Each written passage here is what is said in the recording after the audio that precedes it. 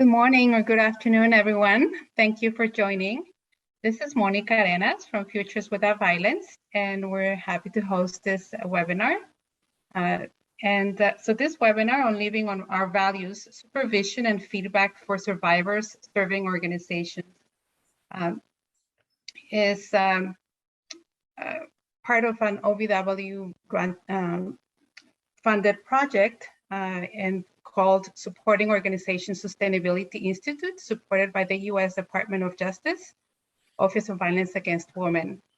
And so we're grateful to have Kathy Cave, who is a senior training consultant at the National Center on Domestic Violence, Trauma, and Mental Health, who will introduce herself in a minute. We also have Abby Larson from Futures Without Violence, who will also support with the chat. Thank you also to the ASL interpreters and also the captioners. And of course, to everyone that is joining, we have a great group of registrants, over 900. And I know most of you are supervisors. 80% of you are supervisors in some way. So we hope this information is helpful for you. And so as a result of this webinar, we hope that you will be better able to explore different types of supervisions and feedback strategies. And so today we will focus on supervision generally, and then next week we will focus on the feedback strategies, and we'll have also a new presenter for you. So today we'll have Kathy Cave as the lead faculty.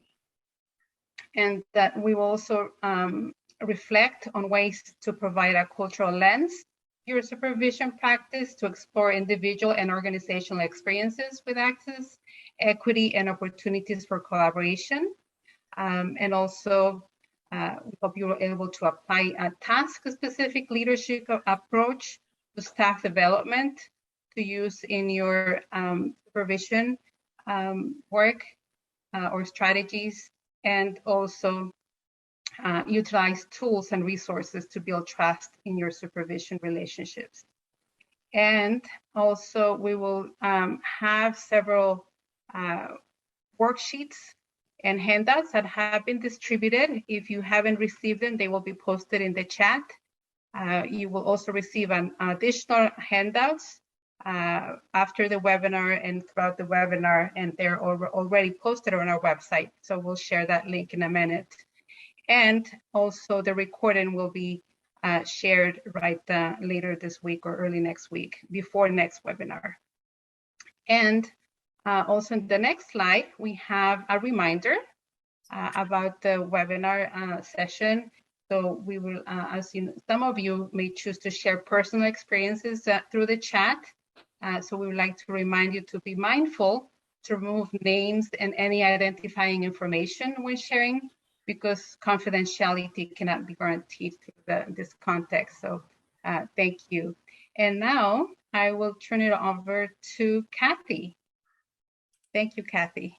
Oh, you're welcome. Thank you everyone for coming, and welcome to our time together today. I wanted to get us started with a breathing activity. It's called 4-7-8 breathing. So here's what we know, that there's so much on everyone's plates.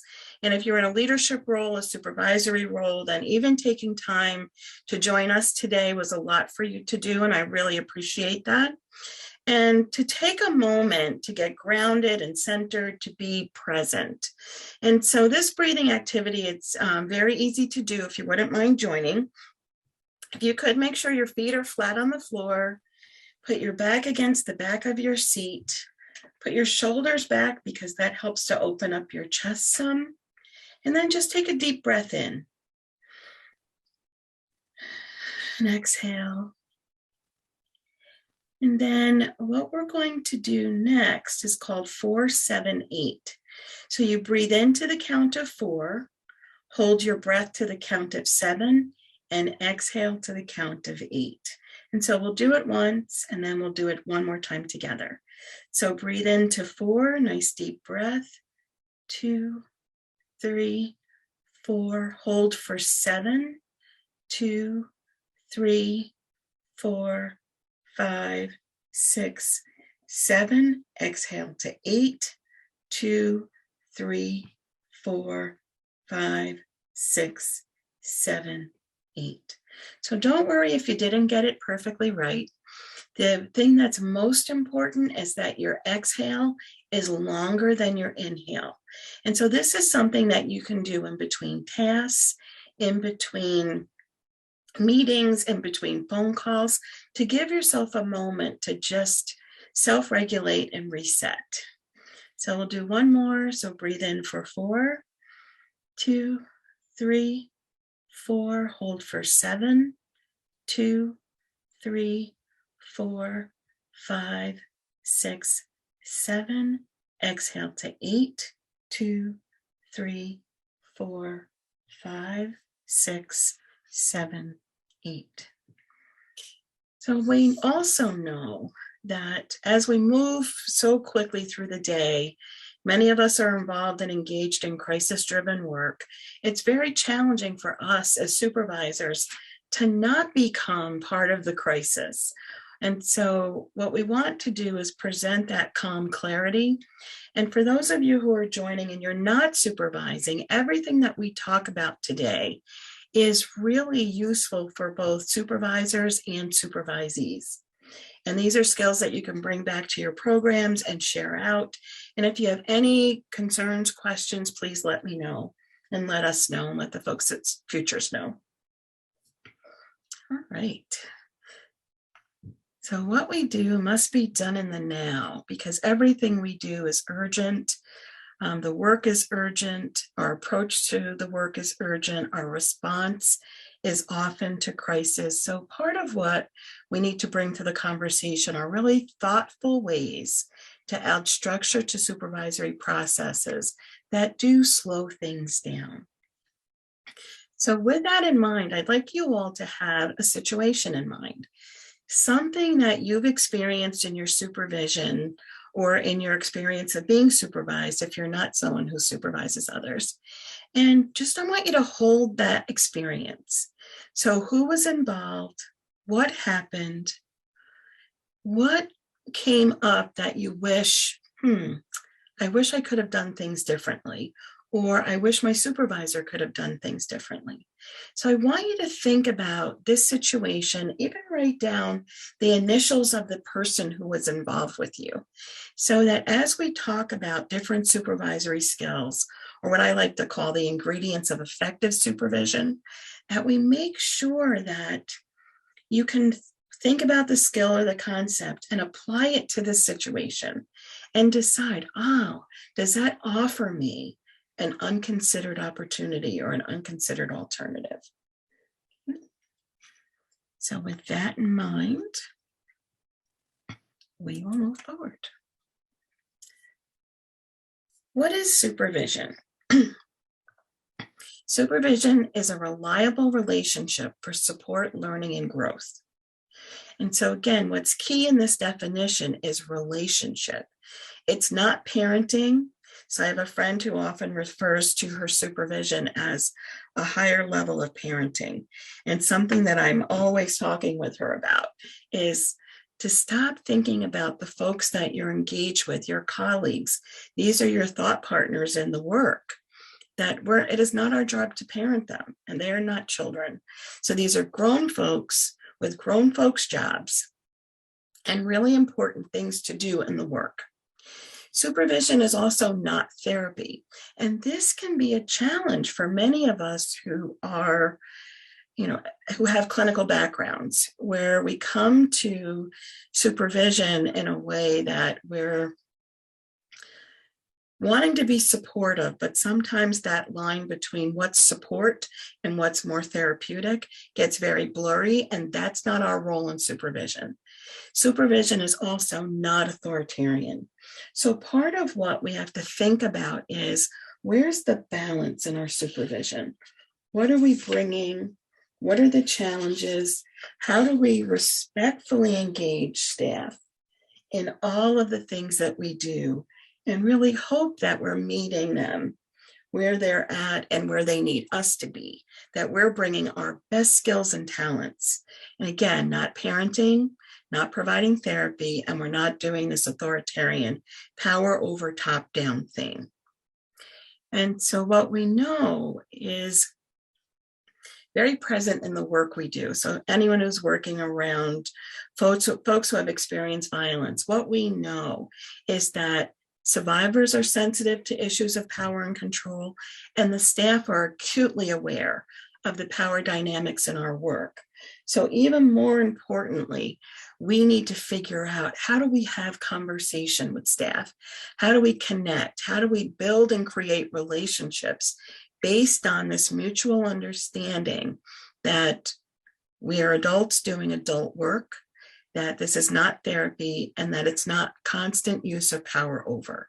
Sometimes we do have formal authority as supervisors, and so that's important to keep in mind, but formal authority does not equal abuse of power.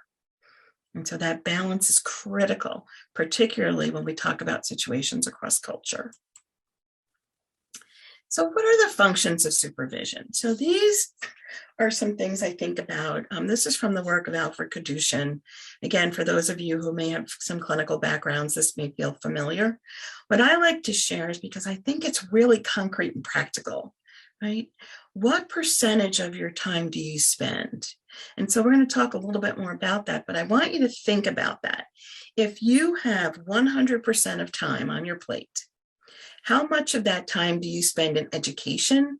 How much do you spend in support? How much do you spend in administration? And I'm going to invite you to add that to the chat while I talk a little bit more about what this means.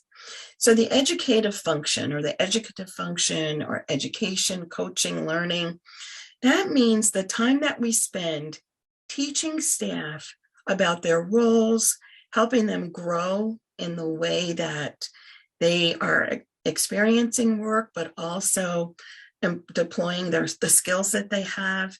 How are we supporting staff to learn and also grow, and also to be curious about what else they need to learn?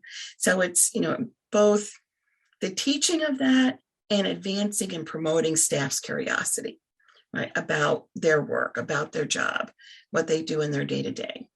Support is exactly what it sounds like. It's making sure that we have relationship with staff where they feel supported, comfortable, confident about the work that they're doing. How much of our time do we do that? That also might involve clarifying misunderstandings. It might be removing obstacles.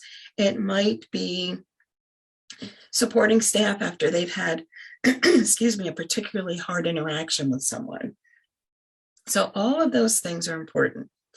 Administrative function is really, are we keeping the lights on? Are we keeping the wheels on the bus? Do we have timesheets?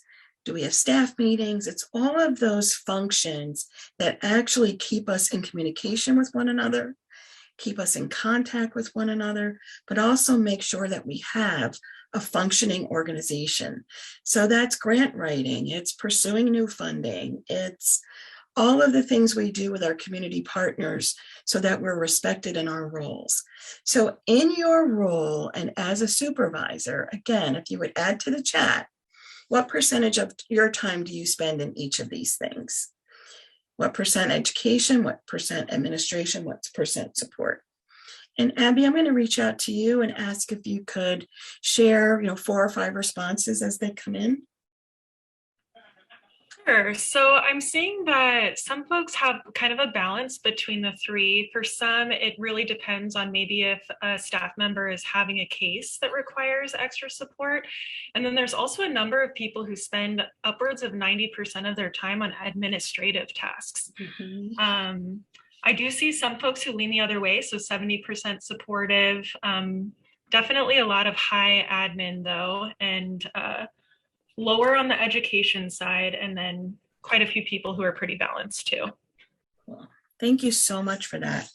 So what I would ask folks to think about then, look at your percentage and to question yourself around where is your balance.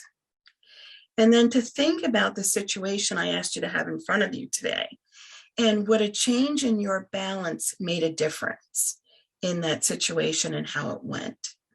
So here's the thing. If you're the executive director in your organization, it's natural that you would spend a great deal more of your time in administrative tasks.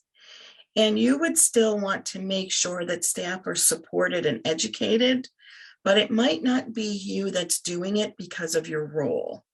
And so it might be designated to folks. But I also worked in a situation where there was one supervisor who was responsible for supervising 36 people. And in that instance, there was no way for that person to make it through the day and try to have balance in all of these areas. So sometimes our organizational structure doesn't support us working with staff in the way that staff need. And so if you're in that position of, I have so much on my plate to do, to really be curious about, would restructuring make sense? Would rethinking how we're doing this make sense? Are there other ways that staff can get the support they need? Are there other ways that staff can get the education they need if 95% of my time is administrative? And so really looking at that, questioning that, and exploring that can be really helpful in organizations. I would like to spend a little time here talking about all of the things that people experience in the world, right? So we all have these ways where we self-identify. So I'm Kathy, I'm a Black woman, I'm lesbian, I'm a supervisor, I'm a trainer, I'm an educator, I'm a parent, I'm a grandparent. There's all of these ways that we all identify, each of us does. And then there are also ways that we connect to trusted others. Do we have access to people we can count on, connected to people that we can count on, that we trust, we know they have our back? And then there's things that happen in our everyday that disrupt that sense of connection. And so to start with on the top here, historical experiences. So that may be experiences with historical and generational trauma, genocide, enslavement, that those legacies and histories are still with us in this day. So for staff in the supervisory relationship, there are issues of the past that may come up in the present. And that's what trauma is and what trauma does. It's stuff from our past that impacts our present and can have us in a response where we're not functioning in ways that we would like to function.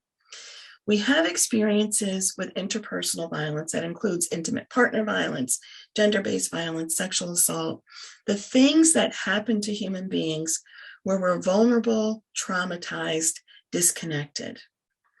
There are community experiences that can have those same impacts of being traumatizing and disconnecting. And then within our organizations, the places where we work, there are also behaviors and attitudes that can be traumatizing and can be experienced by staff as trauma. And so part of what we have to constantly be thinking about is, as we're working to support survivors in the work that we do, we also have to intentionally work to support the staff who are doing the heavy lifting. And so as part of our approach to supervision, it's keeping in mind that there are all kinds of things that are impacting staff in the day-to-day. So this is a long conversation, but I didn't want to be here today without it. So I'm going to quickly go through some of those things that might be impacting staff. So many staff are survivors who are coming in to do this work. I'm a trauma survivor. I've worked successfully and effectively in all kinds of settings over years. And what I know is that there are days when my own history has impacted me, but also that things that are happening in work and in the work environment also bring up those feelings of being othered and are activating my fear response. So historical and collective trauma that is part of my life, the legacy of that, as I mentioned, personal experiences and responses. Many of us, again, have trauma histories of our own, but there are also things that come up in the work that may be traumatizing. So secondary trauma is when those experiences are not yours personally, they're the experiences of someone else. But when we hear them, when we talk about them, because we're so open and so present and right here for it, we are sometimes impacted in negative ways. And it's part of the work we do. So we need to plan for that as part of our supervisory process. Microaggressions and other inequities that come in the work. And so cultural aggressions is another way for microaggression, another way to talk about that. So these are not small things. But again, bigger conversation than we have time for today. But again, wanting us to think about that these are the things that staff are navigating all day long in the process of doing the work. Sometimes our organizational capacities are what they need to be to support us in the work, and sometimes not. Sometimes our roles are clear, sometimes not. And all of this contributes to stress and burnout. And when people are at the place of feeling burned out, they often don't come back from that by themselves. And that the solution is that staff leave. So we know we have high turnover in this field. It's not a surprise, it's not unexpected, but there are things that we can do about that. So just wanting folks to kind of have that as a placeholder, and to also wonder about your situation that you're considering today. Were any of these things impacting the staff person, or were any of these things impacting your supervisor, or were you being impacted directly? So lots in the mix when we talk about stress and trauma and supervisory practice. What we know about stress is that stress can be helpful and motivating. So if a report is due, or if I have an appointment with survivors and it's getting close to the time and I'm running late, that stress can motivate me to get to it, right? To get something done. If I have to remove an obstacle, I can do that, and I can manage and then go forward and do what I'm doing.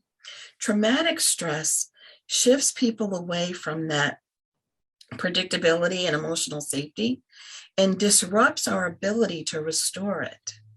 So even if we're wanting to restore our balance, we cannot, because trauma does that. So we have to constantly be thinking about, it's not just what do I need to get accomplished as a supervisor, it's what are the things that are impacting staff, and what does trauma have to do with that? And so being trauma informed in our supervision looks like something. And what it means is that the impact of stress and trauma on our organizations is recognized. We know that given the work we do, the field we're in, there are ongoing impacts of trauma, and that there's impact on the staff who are doing the work, and there's impact on people accessing services. What we tend to do in our thinking on a programmatic level is we pay attention to what's impacting survivors, what's impacting the people who are using our services, that are engaged with us in their healing process, in their process of establishing safety, the process of navigating their lives. We tend to pay attention to those things. What we may miss is that we need to pay attention to the impact on staff who are doing the work. And so that's why this arrow, this second set of arrows is going up. It's making sure that we address the impact on staff, and then making sure that when we do that, we're addressing the impact on everyone within our organization as a whole.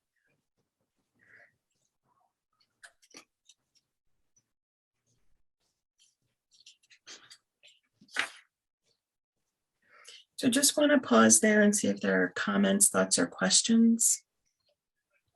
I'm going to take a sip of my water because I need it. See here that Kristen is saying traumatic stress in our work, pandemic, and racial injustice really impacts collective staff. Hard times and limited capacity with all of this. Grateful for the training. I could not have said it better. Thank you so much for all of that. right? It's at the heart of our challenges more often than we recognize, right? All of that. Cool, thanks. Okay, so what it means to be trauma-informed in our supervision is to acknowledge all of the things that were just shared, and also to consider that our goals are to increase self-awareness. So because we're working with people who have had deep harms done to them, we want to make sure that as staff in our advocacy or whatever role that we're in, that we are not adding to that harm, that we are doing no more harm. So to increase self-awareness really brings the focus to making sure that if there's something happening for me today, I'm having a bad day, I'm having an off day, something else happened with somebody else a few minutes ago, that I'm not carrying those feelings, those experiences, my thoughts about them into my next interaction. And so that's important. And because so often staff are working one-to-one with people, we want to make sure that we're cultivating self-awareness, because if you're working alone, you're the person who has to notice. And so making sure that we're spending time talking with staff outside of interactions about how are you doing with managing what's coming up for you. And so we can talk about it in terms of thoughts, we can talk about it in terms of feelings, but it's really to cultivate self-awareness, helping staff to notice when they're feeling off balance or disconnected or dysregulated. Right? Our goal is to teach. Our goal is to help folks feel motivated, to support staff to navigate challenges, and to make sure that we support resilience. And we are addressing trauma in our work all the time. And it comes up in the work, and we want to be sure that we are not re-traumatizing anyone or re-victimizing anyone, because those are the ways that we cause harm. And I think that as staff, we tend to be aware, you know what you know, sometimes we're not aware of what we don't know, right? So we might be really mindful and sensitive to our work with survivors. We may not be as kind or cautious or clear when we're talking to our colleagues. And so remembering that this is true for all of us, that we all have a role in shaping our organizational culture and organizational climate. So organizational culture is the way we do things. This is the way we do it. This is how we do it. These are our forms, these are our policies, these are our practices. Organizational climate is what it feels like to work here. So as we go forward, I want you to think too about, again, the situation you brought up, as part of our day today, and thinking about what does it feel like to work here? So if you're the supervisor, is it clear that this is the way we do things? Or do we expect staff to kind of get it on their own that this is the way we do things? And so in our work together, it's making sure that we are making time to actually be clear with our organizational, this is how we do it, and this is how we want it to feel, and how we are intentional about how we want it to feel. So I would always want staff to feel connected, supported, to feel like it's an open arena for real hard conversations, that we could do those things. And sometimes we may be assuming that that's possible, but it doesn't feel possible to staff. Kathy, we have one question that came in that I think relates to what you've been talking about. So they're asking, I totally agree that we need to pay attention to the impact of all of these. I struggle with defining what is the responsibility of the individual and what is the responsibility of the organization. Any suggestions? Love that, and absolutely always. And you're absolutely right. There's there's a mutual responsibility. So in the organizational part, what we want our organizations to do is to have time and attendance policies that actually work for people and support people. We want folks to think about, in their organizations, do people feel like they have a voice and that they can speak up? What kinds of resources are available for staff when they struggle? Is there an employee assistance program? One of my favorite examples of an organization's responsibility is that a director gave staff, every staff person, 30 minutes a day for self-care. So that is a leadership stance to take. I want you to focus on your self-care every day for 30 minutes. And so here are the rules around that. You can't come in late. You can't leave early. You have to work your shift because we have people that we're serving and supporting that count on you. And you can use 30 minutes all at once if that's possible in your schedule and with the work that you're doing. Or you can take it, a few minutes here, a few minutes there. If you're having trouble figuring that out, let's work on it together. That's a leadership stance. It is up to staff to step towards that, to take advantage of that, to figure out what are the kinds of things I can do for self-care, even while I'm at my desk. So there's apps you can get put on your computer that say, stand up, it's been 30 minutes, or stand and stretch, take a breath. You can set those to be on a timer. So the organizational responsibility is to open up opportunities. Staff's responsibility is to step towards them, to think about the kinds of things that cause you stress, and then think about things that will support you to move forward. And so there is a balance here and a connection here, and you have to work together on it, for sure. So hopefully that answers the question, and there's tons of ideas. There's a resource on change leadership that we'll make available to you all. It's a guide for supporting change leadership, and it has a lot of ideas for supervisors around how to engage staff in change initiatives, supporting self-care, supporting well-being, lots of those kinds of topics. So to get back to the ingredients of effective supervisory relationships. So this comes from the work that Michael Johnen and I have done together over decades of he was my supervisor in 2 different jobs, and really working together to sort through what makes sense. When supervision isn't going well, what's the challenge and what needs to be in place? So quickly, these are having a values base. So if our values around advocacy, that we want accessible services and supports, that we recognize there's a cultural and community context to the work that we do.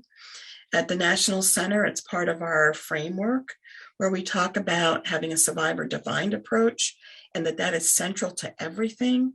And we bring a trauma lens to things. But we have lots of values, and you want to make sure that they're in evidence in your work. And so when we're giving people feedback and we're saying to staff, something different needs to happen, when we give the reason why should be centered in our values and in our ethics. So we have individual ethics, we have professional ethics, we have organizational ethics. We want to make sure that the ethics we expect staff to abide by and to have as their guidance, that we've been clear about it. Every individual has their own sense of what is ethical to them. So organizations have to be very, very clear in the communication about this is our mission, this is our values, these are our ethics. We also want to make sure that people are treated in ways that acknowledge strengths, passions, skills, and interests, that we're looking for solutions. It's not just picking at problems, that when something comes up or there's a barrier or a challenge, we want to work proactively with it as much as we can. And that we set clear expectations. People know what the supervisory structure is. I meet with every person once a week for 1 hour. or if it's every other week for an hour, if I meet with some people for 30 minutes and some people for 45 minutes and some people for an hour, that you want to be clear about what that structure is. It needs to be more than, I have an open door policy, come in when you're ready.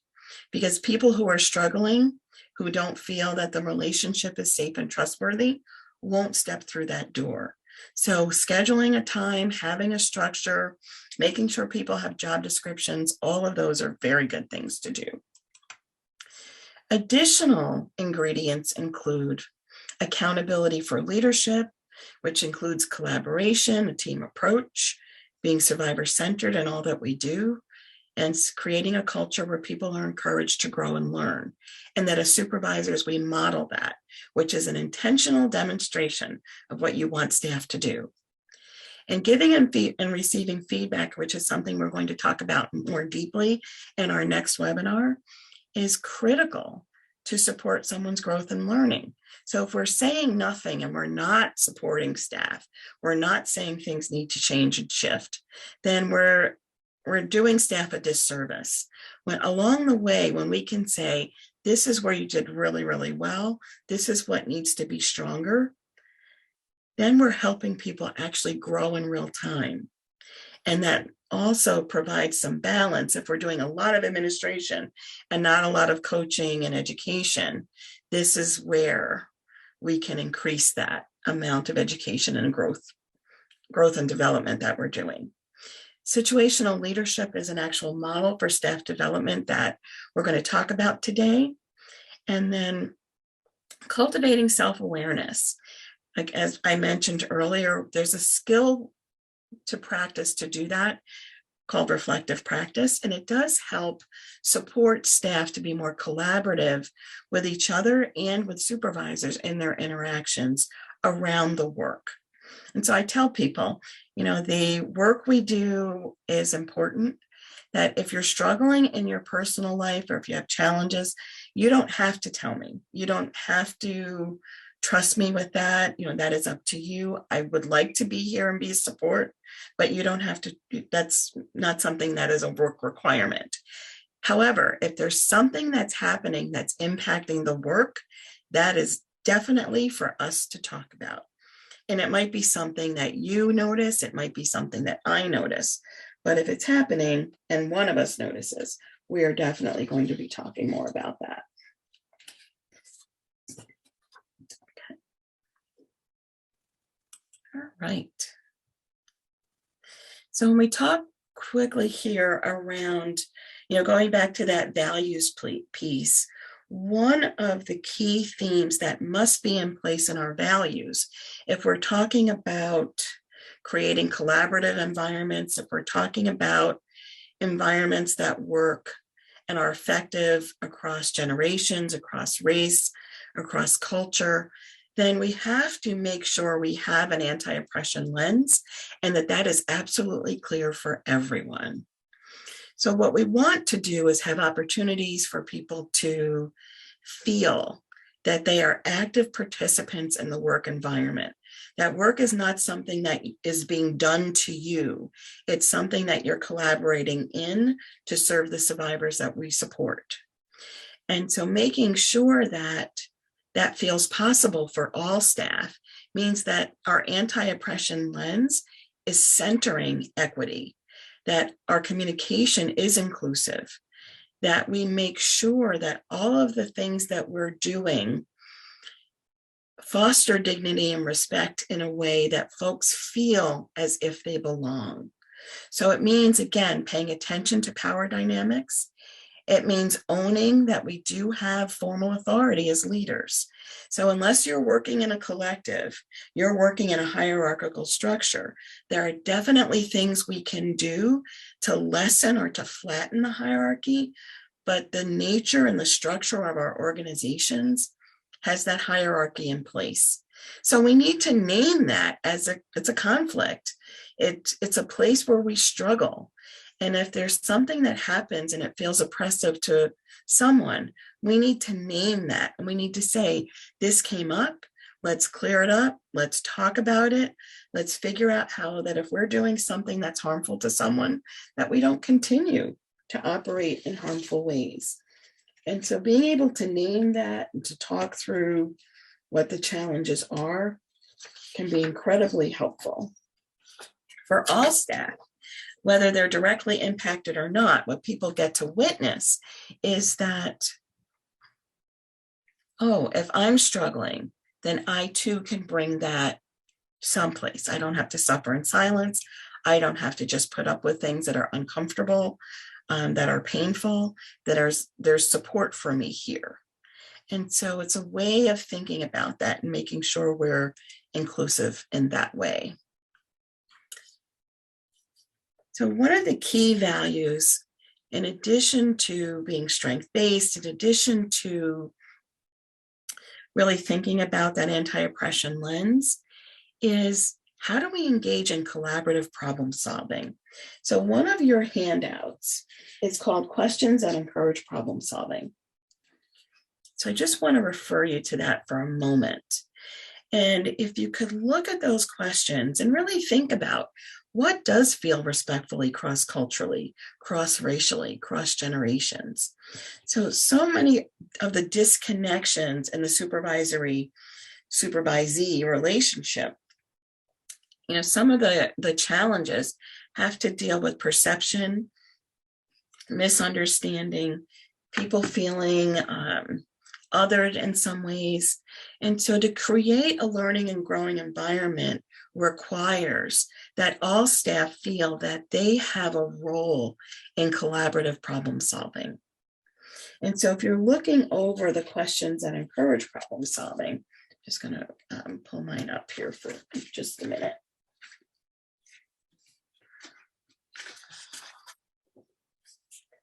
That some of those questions really have to do with encouraging staff to not just, oh, I have a challenge, this came up, and bring it to the supervisor and kind of dump it in your lap, right? What we want is for staff to say, this problem came up, or this challenge came up, and I have an idea for a solution. And so I had a supervisor once who would say to me, if you're bringing me a problem, come with at least one idea for a possible solution. And so what she learned really quickly is that most of the staff would say, oh, if we had more money, more staff, then this problem would go away. And so she came back to us and she said, look, that's an easy answer. And it's also not something I can do much about. So let's get creative about what we can do. So when you take a look at those questions, there's questions that encourage alternatives, questions that lead to more clarification, questions that encourage, let's explore, let's think together. And so I wonder if folks have any questions, thoughts, and comments about those questions. What does feel respectful across race, across culture, across generation? Do folks have any thoughts or comments about that?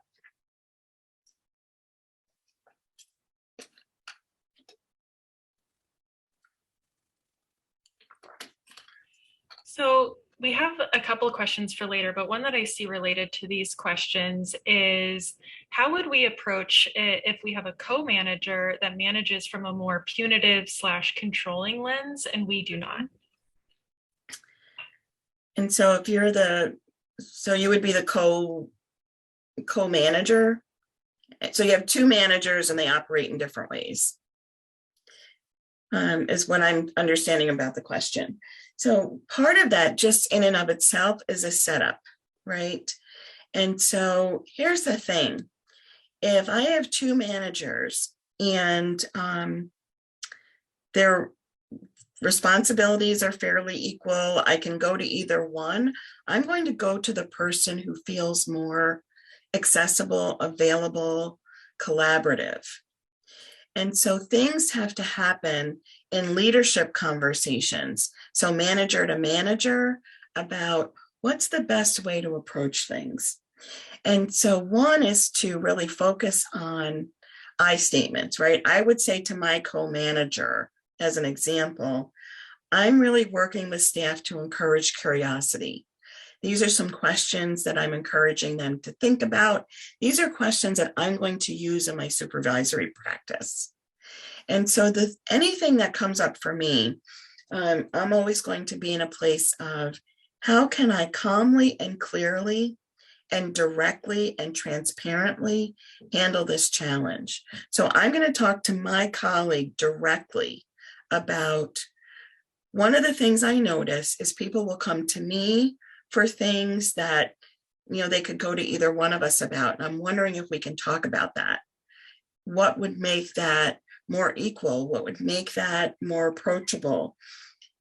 These are the things I do in my supervisory practice that I know staff have said they appreciate, that have felt more comfortable. I don't know if you're doing some of these things, or it's okay that we have different styles, but let's make sure that we are complementing each other. And so there's all kinds of language to approach the person. So whether that's with resources, some people like to read. One of my favorite books that I love sharing is Crucial Conversations. And it's a great book. And the subtitle is, around how to have hard conversations. Or when the stakes are really high. And so when we're faced with a challenge in communication, we tend to either go silent and avoid conversation, or get aggressive. And the book you actually uses the term, we get violent in our communication. And I think there's lots of space in the middle. So finding, as leadership colleagues, we need to be able to talk to our colleagues clearly, directly, transparently, with care and kindness, of course, but to talk about what's coming up and what that challenge might be is, for me, the way I go. But also sharing other resources. So sharing the questions, sharing other resources that we're going to be talking about during our time together today, and that you'll get afterwards. So inviting people to change the conversation or to actually participate in a shift in the conversation can be really helpful as well. Any other thoughts or comments about the questions that encourage problem solving?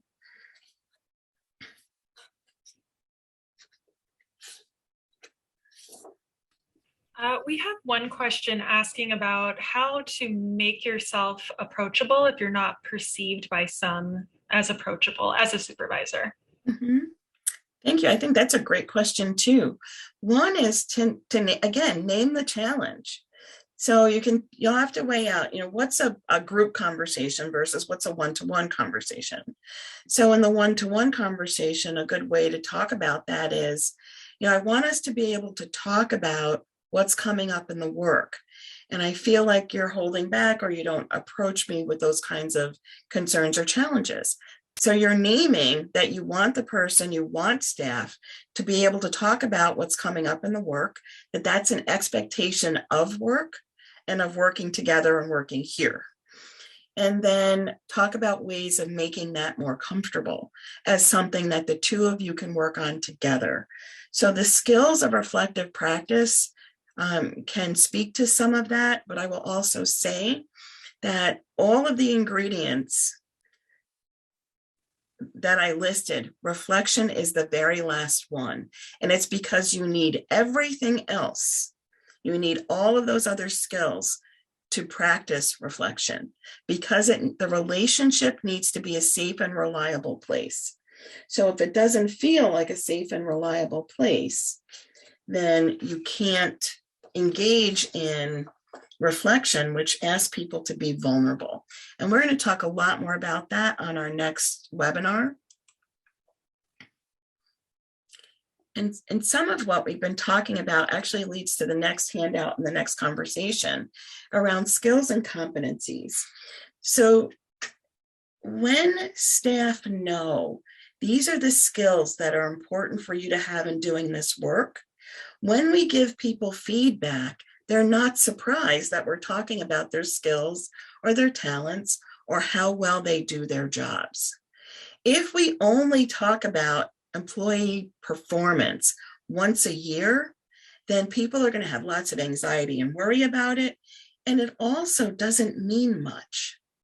So what we need to do is to make sure that in the structure of our supervision, that we are giving people feedback. We're actually saying to folks, these are the things that are important for you to do in your job. So if you would take a look at that handout of sample advocate competencies. And again, these are just a few things that were top of mind for me. So things like that we engage in ethical practice. Well, that's going to look differently in each organization. What do you mean by ethical practice? So if we're not being clear about that as a skill, we need to be clear about that and we need to talk about it.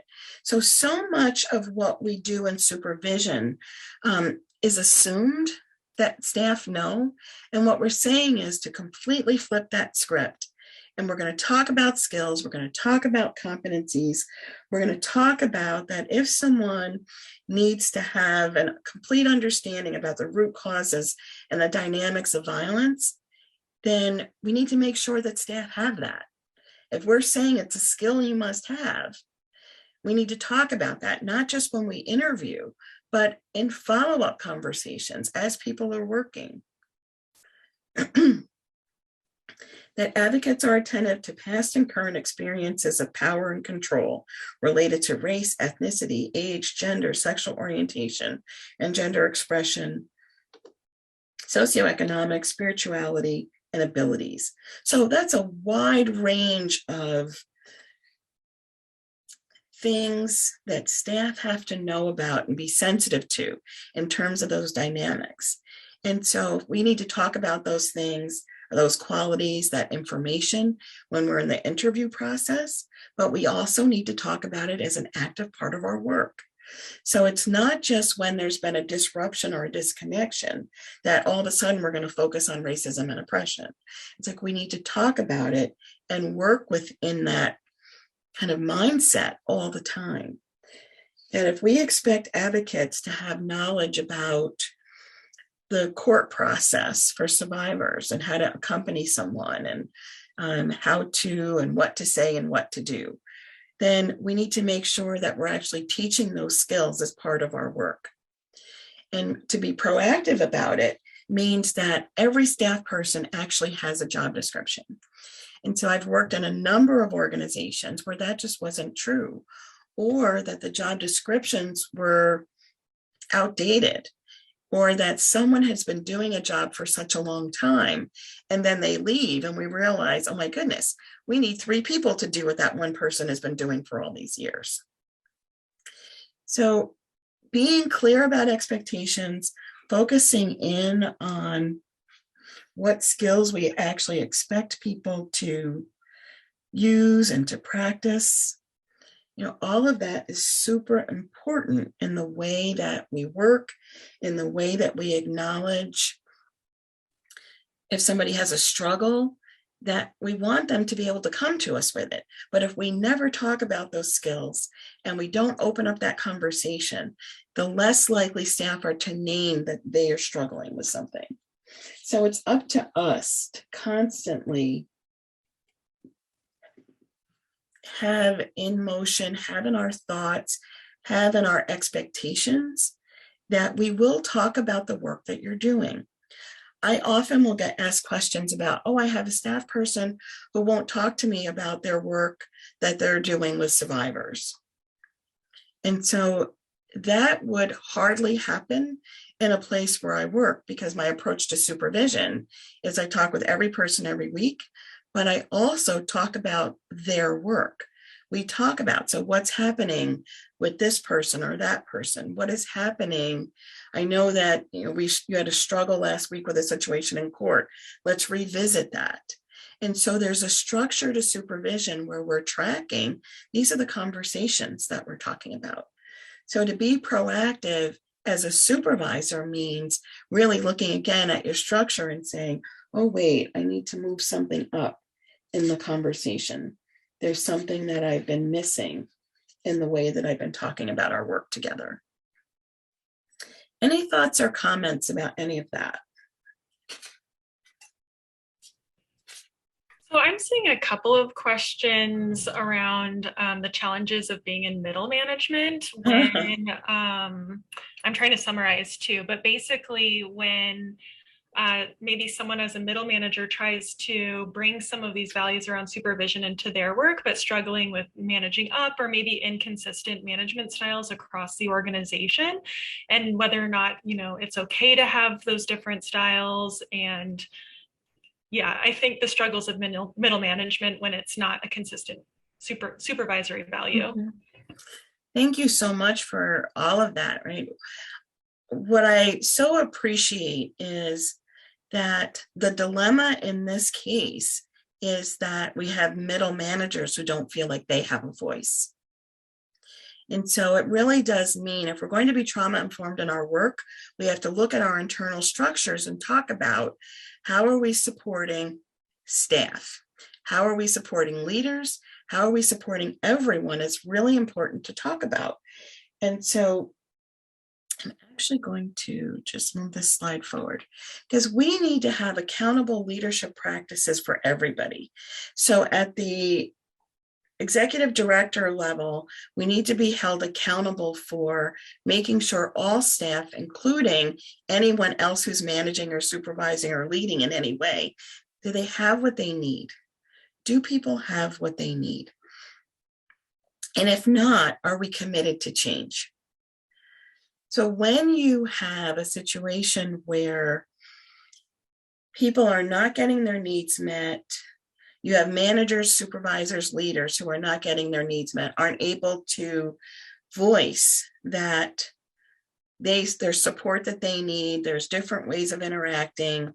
We can do two things. We can always move forward in our own supervision in ways that feel trustworthy and safe, and ways that feel open, ways that feels like in my department or within the group of people I supervise, I'm creating a learning and growing environment. So we can operate in that way. It's also important, however, for supervisors to be able to say to all of leadership, these are things I'm trying. This is what trauma-informed supervision looks like. This is what leading in times of change, which is what we're doing right now, given the pandemic, given human rights issues, given all the things that are coming up for folks. We are in a time of change, and leading through change requires us to look at our leadership, to look at our structure, to look at our culture, to look at our climate in our organizations, and make some decisions about, is this good enough? Are we doing enough? And what can we shift? If your organization is not open to making those kinds of changes, you can do what's in your circle of influence to manage, right? You can think about how you treat people, how you lead, but also, it's very easy for leaders and middle managers in particular to burn out because we're squeezed, right? We have all the responsibility and very little support and very little power. And so that's what middle managers are struggling with every single day. So if we're going to change our approach to supervision to be more collaborative, more equitable, we have to look at those issues as well. And so the other things I would say about accountable leadership practices is that at every point of leadership, whatever your role is to lead, we have to always ask, am I open to having my comfort challenged? And it's something that is easy to say, oh yeah, I'm open, let's have conversation, what can we change? But do we actually seek out feedback from people we supervise and then accept that feedback and then change our behavior based on that? So when we talk about accountable leadership, that is truly part of the conversation. Are we committed to leading in ways that encourage all staff to learn and grow, but also supports and encourages our own learning and growing? And so that's what that looks like. And that's what it means to be working in those ways where we truly accept responsibility for not just, oh, things are going to change and, I'll do what I can. It's I need to lead change efforts. And if we need to make changes, I want to be central to that. I want to be a part of it. And so again, I would just reference the National Center's Guide for Leading Change as part of our Tools for Transformation series. And there's a lot there that speaks to some of these issues.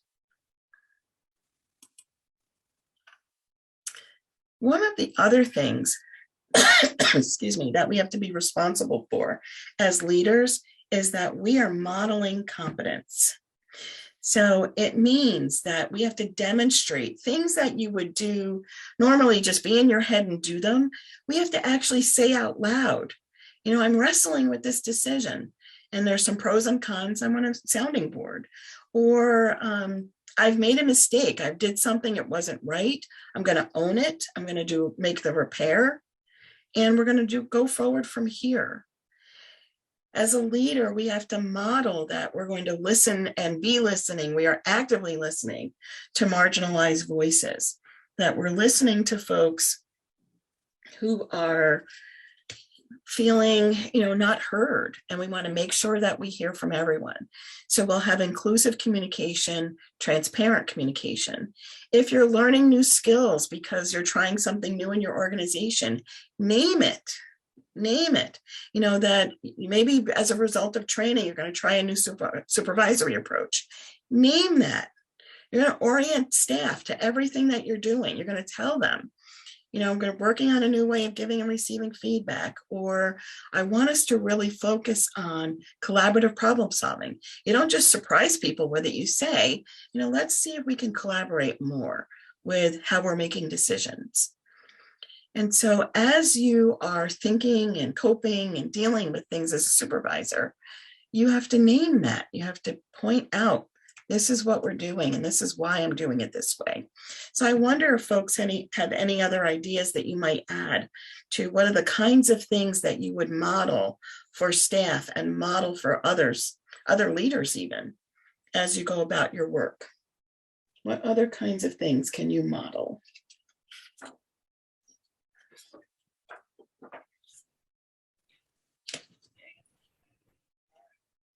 I see. I would add disrupting the us versus them mentality, modeling self-care, another self-care. It's okay not to know everything, more self-care, extending grace and accountability. I think understanding my ideas aren't the final and best ideas. My former supervisor was great, but it didn't feel comfortable to disagree with her because she often didn't listen. Modeling agency expectations and documentation, taking PTO and not working, educating yourself. Love it. Modeling learning from mistakes, coping with triggering situations or taking adequate time off, being curious, organizational ethics, really modeling organizational culture. There's so many great ones. I could keep going. Just getting it's wonderful. I'm like, yes. That is wonderful, right? And the thing is that the more we model on purpose, the more comfortable we get with modeling on purpose. It can become second nature because we're more vulnerable, more open, we're hiding less of ourselves. So the more you practice it, the easier it gets. We are going to talk about giving and receiving feedback in our next webinar, but I wanted to mention it here today as one of the ingredients, because as supervisors, giving feedback is important. It's important that it feels honest, that it's delivered equitably and fairly, that it's to support understanding, it's to help people grow, it's for teaching and learning. But as supervisors, we also have to receive feedback. And so it's not a one-way thing where we're saying, do this way. That when people no, someone was saying a few minutes ago, it felt like you couldn't disagree with a supervisor. Well, what you're doing when you're creating a learning and growing organization, you're letting everyone know that you are open to receiving feedback, and that honors staff participation as colleagues. It signals that a supervisor is open and that their own personal growth and development is also in the mix, not just staff. So there's a lot that we can learn from that. Okay, so we are going to spend the next little bit of time actually talking about situational leadership. So situational leadership is a model for staff development. And so it's something, again, that I use it so much over the last few decades that it comes second nature to me at this point. And so part of what we're thinking about as situational leadership is there's no single best style. There's no one way to lead. There are many ways to lead. And that if we're going to be effective as supervisors, that we need to understand what staff need in the moment. That effective leadership and supervision are task specific. So someone may be great at some tasks that they've been doing all along on their own, don't need anything from us as a supervisor. But that same person might need a lot of direction with something else. So as leaders, when we're successful, we adapt our style and our skill so that we can look at staff and see if they're confident, do they have the skill for something, are they willing? And then based on what we're observing and what we're talking about, we can give them the level of support and direction they need. So I'm going to unpack this a little bit more and ask you all to look at your handout. And so the handout 1, leadership style self-assessment. The colors are orange and blue and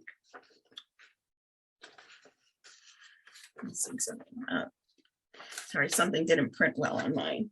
So I want to make sure that you look at each of those groupings. So 1 is orange, 2 is blue, 3 is yellow, and 4 is green. And just put in your poll, thank you so much, which one is most comfortable, which color? And then we're going to talk about what that all means. Sorry, Abby. Oh, you're good, Kathy. I just want to give a real quick time check that we have about 20 minutes left. So we might have to move through some content a little bit quicker, but we should be good. Thank you so much. And it looks like we've got close to half of participation. Let's give it maybe like 10 or so more seconds. And sure, if you don't get a chance to participate, maybe just think about it as we go along. Mm-hmm.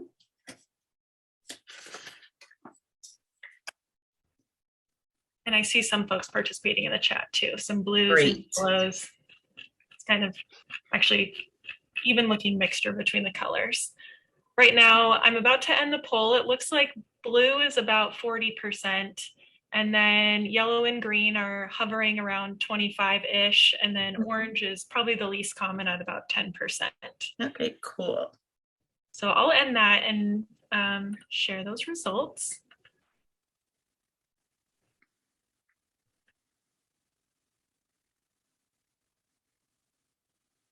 Nice. All right. So what does this mean? So let's take a look.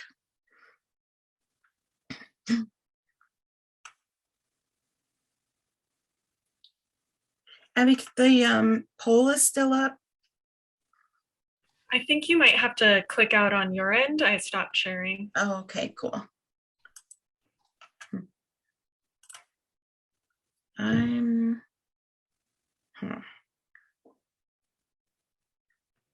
not sure how to make the poll go away. Okay, yeah, it just popped up for me again and I hit stop sharing again. So maybe try clicking out. Oh, it keeps coming up. So you're going to want to hit stop sharing, and then for all the panelists, you can just minimize it. So up at the top, there's the X, you can close that, or you can minimize it. As the panelists, you have to close it. Okay. All right, so I'm going to reshare my screen so that I can bring the slides back. Thank you for the assist. Cool. All right, so let's talk about what this means. So situational leadership is based on staff's willingness, their competence, their confidence in a task. So let's just pick a task. I'm going to do a community event. I'm going to represent my organization at a community event. I'm going to talk about kind of what we do and how we do it and how to reach us, right? So if I've never done it before and I'm new to a task, I want my supervisor, and I need my supervisor to be directive. So while we're talking, you can take a look at handout 1B, and it actually describes what directing looks like. You acknowledge enthusiasm, define the goals. You talk about what to do, when to do it, how to do it, what to expect, that the person who's new to this, if I've never done a community event representing my organization, I'm not going to do it alone. I'm not even going to do it. I'm not even going to lead it. I'm going to follow somebody else. And it might be I shadow my supervisor. And so directing looks just like that. Someone's new to a task. You're going to tell them all the pieces. When someone understands what the task is, so I've been to a community event, I've watched what you say and how you say it. So next time, I'm going to take a bigger role. I need my supervisor to coach. So what does coaching look like? You involve the person in setting the goals and clarifying. So you would talk to me, if you were my supervisor, you're going to talk to me about what does a good job look like? So I'm going to the community. What do I need to bring? What do I need to know about the audience? What kinds of things might I talk about? And so I'm still not ready to do this alone. Coaching is the person is very close by. The leader is very close by. And so it feels fair because you're giving me what I need. So you go from directing to coaching. I'm familiar with it. I'm still not totally alone. Coaching is high direction and high support. Let's say I've done it for a couple of times now. I'm ready to do it by myself. I know it. I'm comfortable with it. Now you're going to support me as my supervisor. Let's take a look at what support looks like. When we're supporting, we encourage the person to lead in goal setting, action planning, and problem solving. And so as a supervisor, you're asking questions. Do you have what you need?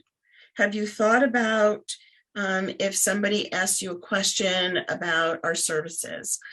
Who's your contact? You might ask those clarifying questions or any of the questions for encouraging problem solving. This is a really good use of them is when staff needs support. You want to share your stories, your expertise, but your staff are making their own decisions. You encourage, you reflect on their past success. You might suggest ways that they could make things either more interesting or make sure they have everything. And if there's any obstacles that get in the way, like let's say, I know I'm going to a space in the community, but I don't have a contact person and you do as my supervisor. What you would do is make sure that I can get in, that your contact person knows I'm coming, and that you've done a soft handoff. And then when somebody is comfortable in supporting and they really don't need any more direction at all from your supervisor, that's when you as a supervisor delegate. Our biggest challenges are often that as supervisors, we don't delegate things. Or if we do, we don't teach people first, right? We just say, oh, can you do this instead of me? Or can you do this? I'm double booked. And so when we do that, we set people up for failure. Delegating is that staff don't need anything from us. You expect that they know it. You respect their expertise. You trust their judgment. You trust that they can evaluate their own work. You might provide them with opportunities to teach other people how to do it because they know it so well. So when you have somebody who does something and they're so brilliant about it, You don't want to micromanage them. You want to make sure that they have what they need, and then you let it go. And so if there's a task that you're holding on to as a supervisor, one of my questions always is, why are you holding on to that? What would happen if after you directed staff and coached staff and supported staff, then you let it go? You delegate something and you're confident because you prepared them for this. They're ready because you showed them how. And the way that this works is you go from directing, style 1, to coaching, to supporting. And then when you've done all of that, then you delegate. There's not a specific time frame for this. Sometimes people are really fast learners. You show them something once. You want to make sure that the next time that you're nearby as a coach, but if they've got it, you move to supporting. And if they're doing just fine, you delegate it. Let's say you delegate something. I've been doing community presentations for months. I don't need any supervisory direction. I just go do it. And then I go to an event and it doesn't go well. So supervisors can often respond to a mistake in a way that's like, there's a swooping in. You've been doing it alone. They let you alone. Something happens or you make a mistake. They swoop it in and they take it back. And it sends the message that you're not trustworthy. Micromanaging does a lot of damage to people's confidence, to their willingness. Micromanaging can be one of those things that undermines your entire organizational climate. And people don't feel trusted and they don't trust supervision. So if micromanaging is a style that you have, I would offer to really engage and do some more work around situational leadership. It is a way of developing staff that says, I want to make sure you understand the job. I want to provide you coaching so you can do the job. I'm going to support you while you do the job. And then when you have everything you need from me, you're going to go do the job. You're going to do this task, and you're going to do this task without me.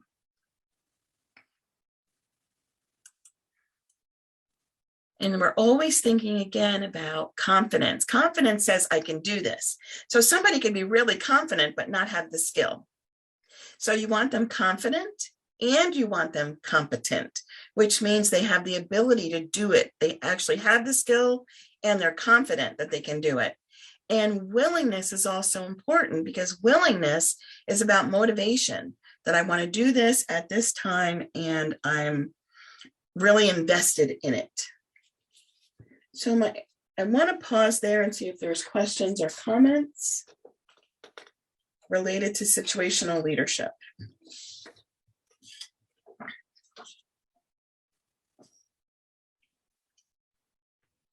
I see one question here. How do you respond to staff who want less direction and/or support, but still need it to be successful? In very honest, very transparent, very direct conversation. How I usually have those kinds of conversations is I'll say something like, I recognize that you have the enthusiasm for this or that you want to do this independently. What I'm concerned about is whether or not you have the skill to do that. So let's work together to make sure that you have the skill and the confidence to do it. So when I give feedback, I am really, really direct with folks, again, but also delivered with kind clarity. And so with kindness, we can do a lot. So it's that balance of, can I be direct and can I be kind while I do it? So often people will, come to a new job full of enthusiasm. And even if you've worked someplace else, you don't know how we do it here. A friend of mine who was part of a program in New Mexico and also has done some supervisory workshops together with me, Rachel Cox, one of the things that she says about situational leadership is that you may have done this work someplace before, but you don't have our salsa recipe, right? So every organization has their own culture, their own climate. And so any task that needs to be done, needs to be done in the context of this is how we do it here.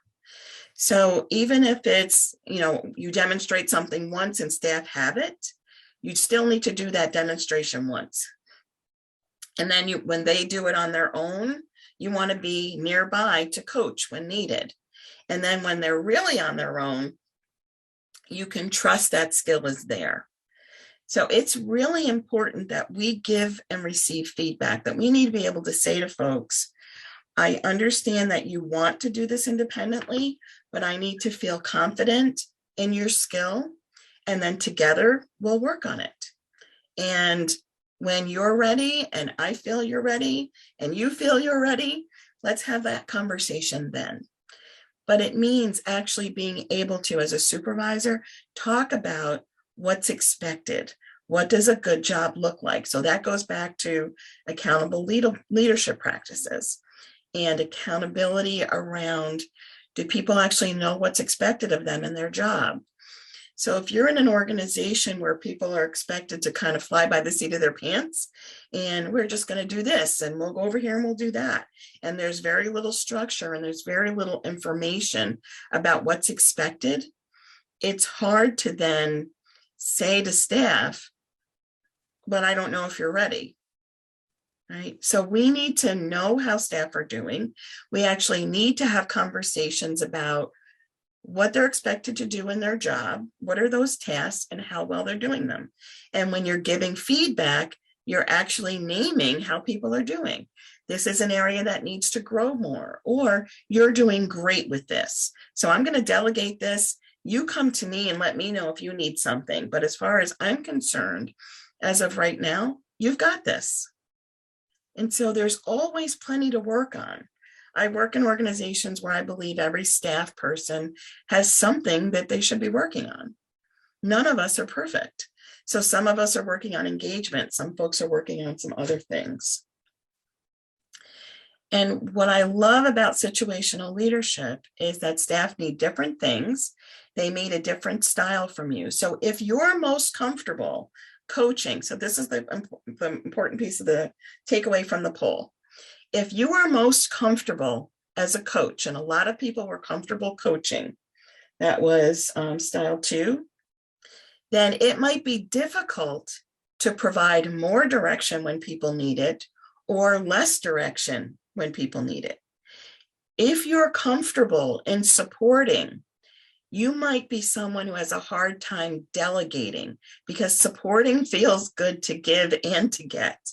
So many of us who are really comfortable in that support space, we have to develop that muscle to give more direction and also to delegate when delegation is what's indicated. If we hold on to things and we don't delegate them, our plates pile up as supervisors, and it's not shared, it's not collaborative. It's staff will continue to have challenges and dump them in your lap. So important to hold that in mind. Okay. Just checking in, were there any other quick thoughts to share or comments to share? There's a lot of appreciation for this training and this model in the chat. I see a couple of folks have asked the question, if you're a new supervisor, to folks that have been doing this work for many years, as something that's been coming up for them. That might be all we have time for now. Okay. So yeah, I mean, one of the things that I can say is that situational leadership was one of the things that helped me as a new supervisor. And I would say using all of these ingredients and figuring out how to incorporate them into your work would also be incredibly helpful as a new supervisor. So these are the ingredients that, having good supervision and having had terrible supervision, that I've always felt are super important for all of us to experience and to have and to know in our work. And one of the key themes for all of it is, how can we be collaborative in our supervision, be transparent, prepare people, tell them what to expect, And one of those things is I tell people very clearly, be ready to share what's happening in your work. Because without that openness to sharing, it's really hard to support folks. It's really hard to coach. It's really hard to give feedback if you're not in spaces with people where you can do that. And to expect collaboration is really critical. And just one last piece that I want to share about remote supervision before we end today, and I turn this over to Monica, is that as a supervisor, no matter whether it's in person or remotely, we prioritize relationship. So all of these ingredients, everything that we've talked about, is even more important when the relationships are remote. And especially around communication, does everybody know what everybody else knows? Are there things that sometimes I can't share with people? So if I need to keep something confidential, I'll say that to folks. And the more you can name that, the less worried people are. So I'll say, that's a really great question, but because of confidentiality of other staff, I can't really share all the details of it. This is where we are as a group for now. So it's a lot of communication, a high level of communication, inclusive communication, and to be consistent and show up. And that whether or not we're remote or in person, open door policy is not enough.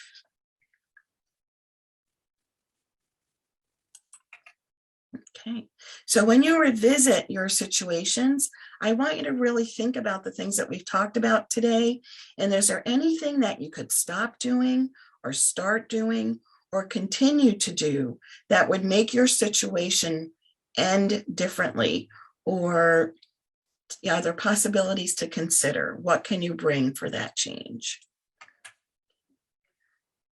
Monica, I'm going to turn this over to you to wrap up and carry us out. Thank you, Kathy. Such a great presentation. Everyone is so grateful to you as well. And please, for everyone also, thank you for your participation and engagement. And we look forward to seeing you and connecting with next week. Please fill out the evaluation form that we just posted in the link. We will send the recording and PowerPoint to you as well. And thank you also to the captioners, the interpreters, and the facilitators, Abby and others for your support. And we look forward to connecting again next week. And we have on the slide the link to the additional resources that will be sent to you as well. And they will be also posted on the website. And we'll put that link here as well. And in the form, in the evaluation form, also you may request a certificate of participation and any questions or additional resources. And we will provide additional resources next week as well for you and handouts that were mentioned today. Thank you again for participating.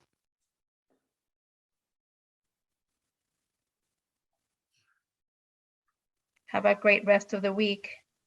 Thanks, everyone. See you next week.